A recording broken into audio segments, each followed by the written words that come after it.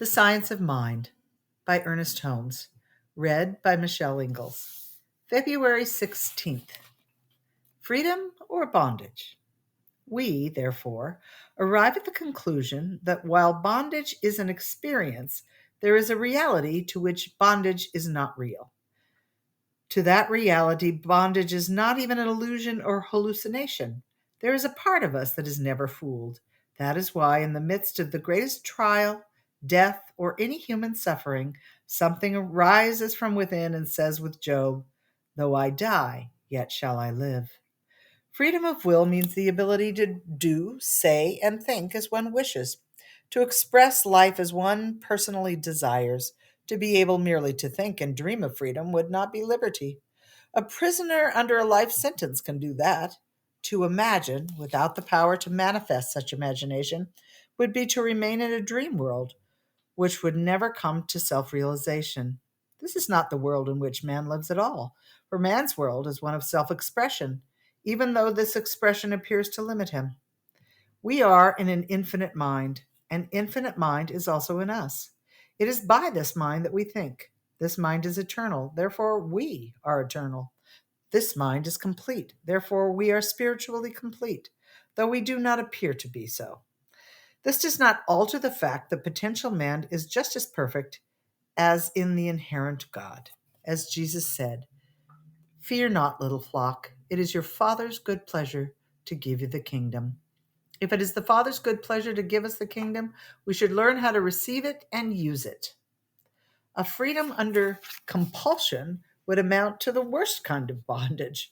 The Bible says, "If there had been any law whereby this freedom could be compelled, then verily by the law would that freedom have been given."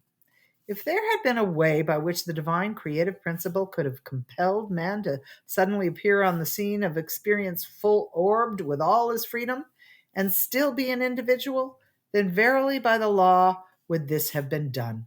But even God could not do this. The only way God could evolve a spontaneous individual is to let him alone and allow him to awaken to himself. "Behold, I stand at the door and knock." So man must be created with the possibility of limitless freedom and let alone to discover himself. On the road to self discovery, he must be subject to the law of reality, and if in ignorance he violates this law, he must thereby suffer. This is not, however, because any divine decree ordains suffering, but simply because it is the necessity of the case.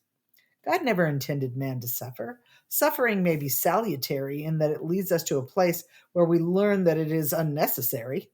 We shall cease to suffer as we more and more comply with the laws of the universe. All suffering is the result of some infringement of these laws. It is a solace to the mind when we come to understand that all human limitation, from the standpoint of the divinity within us, is unnecessary. We recognize that we experience pain, but how could there be an eternal reality to pain? If this were true, we would have a suffering universe, a suffering God, an agonizing deity, all of which seem untrue, unreal, and impossible. We must know definitely and consistently that the universe is for us and not against us. But someone will say, "The universe is not for us. Look at the evil, the limitation, lack, and physical pain and anguish of the human race." We shall have to learn that evil is neither person, place, nor thing of itself, but is an experience which we are allowed to have because of our divine individuality. Until through negative experiences we learn to use the law affirmatively, to cooperate with it, and thus to enjoy its full benefits.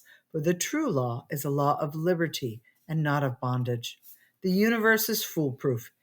It does say we can have what we can take, while at the same time we must expect to experience the logical result of our thought and act, be it good or what we call evil.